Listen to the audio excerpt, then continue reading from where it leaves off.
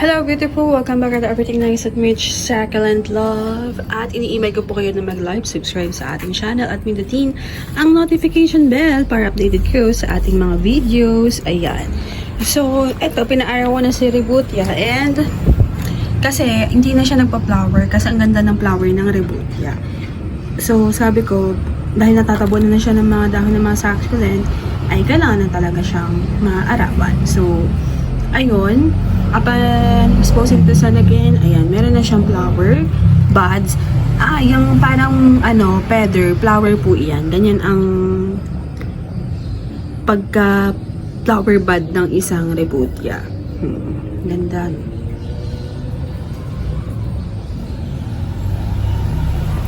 Tapos, ang laki na talaga nito. Nagugulat talaga ako na mabilis lang palang lumaki yung mga ganitong plumosa.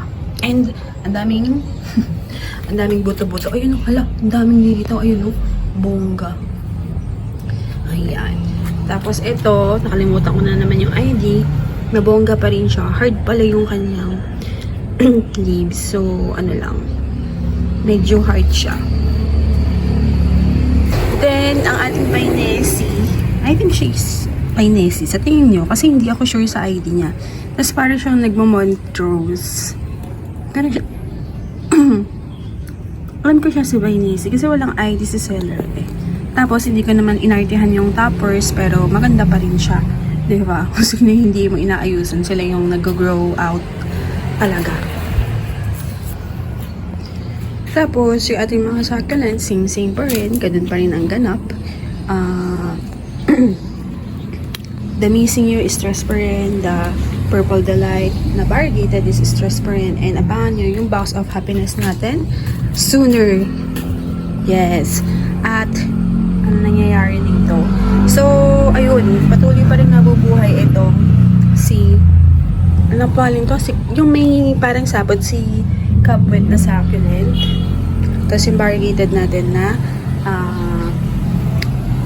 tawag dito na Bread Ives, and then si Murasaki. So, abangan nyo yung ating mga succulent na bagong parating and Box of Happiness. So, abangan nyo po. Ayan. So, ito magpa-flower. Ayan. So, may bagong buhay na sila. And happy naman sila sa pagnato. Though, natanggal yung yung mga buhangin because of the bagyong uwan. Ayan. So, yun lang ang aking update. So, waiting. Someone said na fake daw yung flower nito kasi hindi naman daw na-file yung kanyang flower bud. So, may nag-comment na gano'n. So, sige. Hintayin mo, girl. O, yan. So, iaano natin yan. Ang bulaklak ni Baljan. Kasi ang ganda-ganda ng mga flower ng mga cactus. Para talagang hindi makatotohanan. So, yun lang ang ating update today. I hope nag-enjoy kayo sa ating maikling update. And thank you for watching Everything Nice at Mitch Succulent Love.